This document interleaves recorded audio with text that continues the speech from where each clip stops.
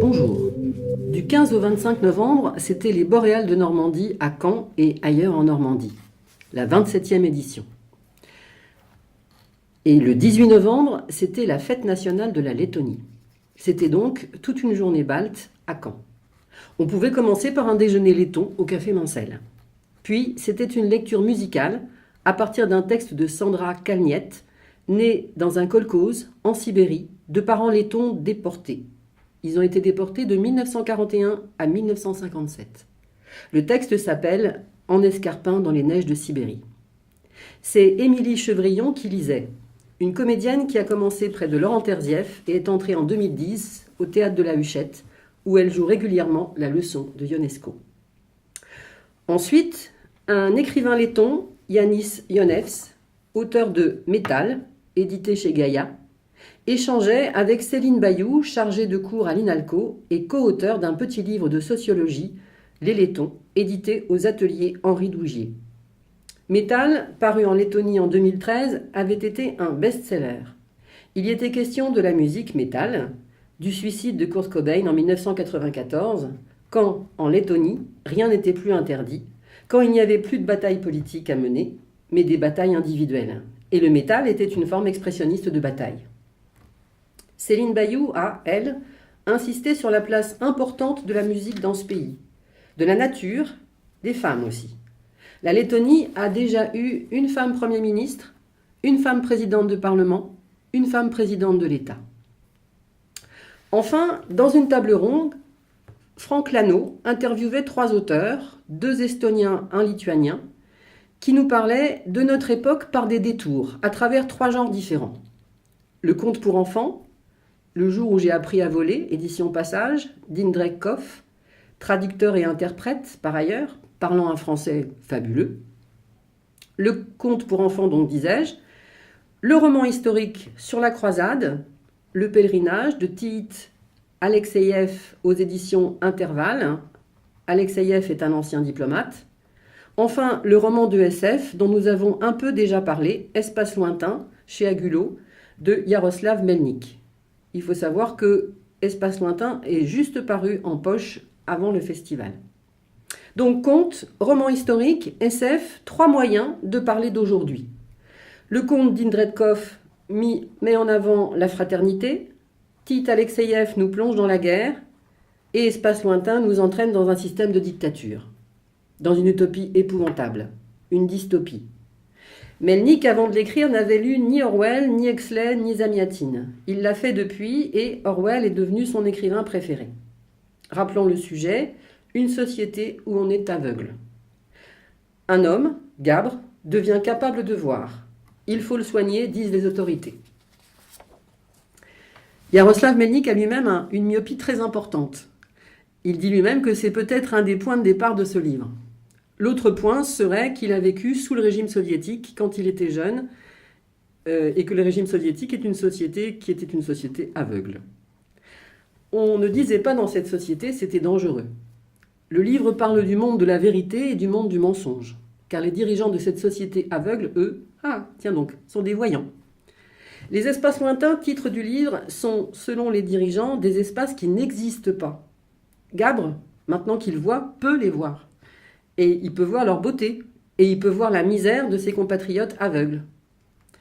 Le livre est constitué de l'histoire de Gabre, mais aussi de textes administratifs, de poèmes interdits, du journal intime de Gabre, de lettres d'autres personnages.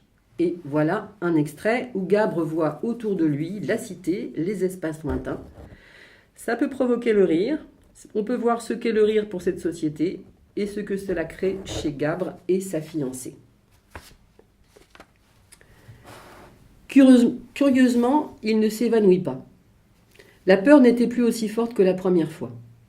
Il découvrit à peu près ce à quoi il s'était attendu.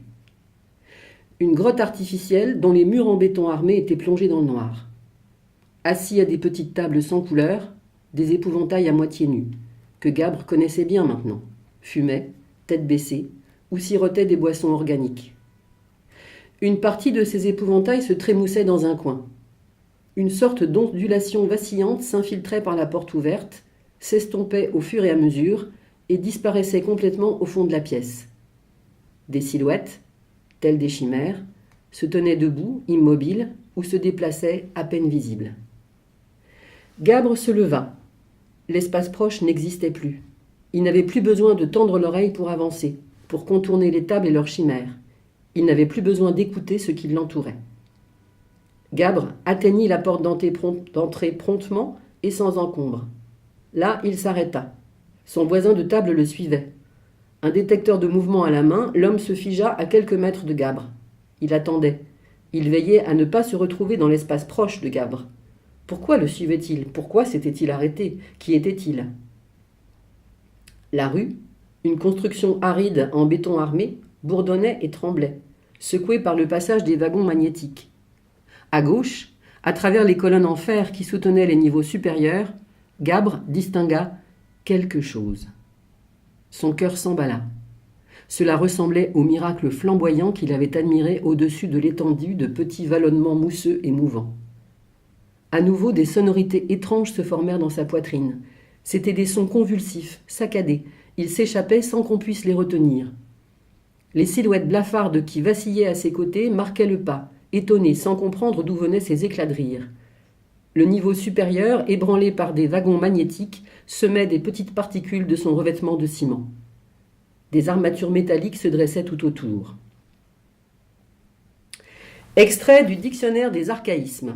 Concepteur, Académie de l'archéographie de l'Union gouvernementale, Institut de lexicologie. Rire. D'après des livres anciens, son convulsif et incontrôlable, provoqué par une compression soudaine de la cage thoracique qui rejette l'air vers le larynx, formant une vocalisation semblable à un clapotement, voire dictionnaire usuel moderne.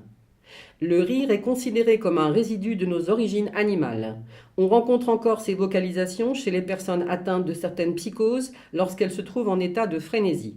Le rire est souvent accompagné de la perte du moi et de l'explosion des instincts, voire aussi joie.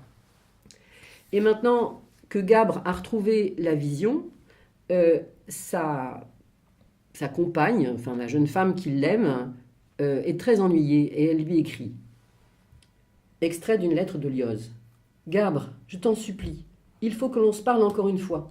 Tu m'as fait terriblement peur. Qu'est-ce qui t'arrive? Nous étions si heureux. Nous nous apprêtions à commencer une vie commune. Pourquoi cette maladie? J'ai peur pour ton esprit. Je t'en prie, n'oublie pas de prendre régulièrement ton bicéphasol. Non, excusez-moi, c'est pas comme ça qu'on dit. Bicéphasol. Et tout ira bien, tu verras. Nous serons heureux à nouveau. Appelle-moi. Je n'arrive pas à te trouver.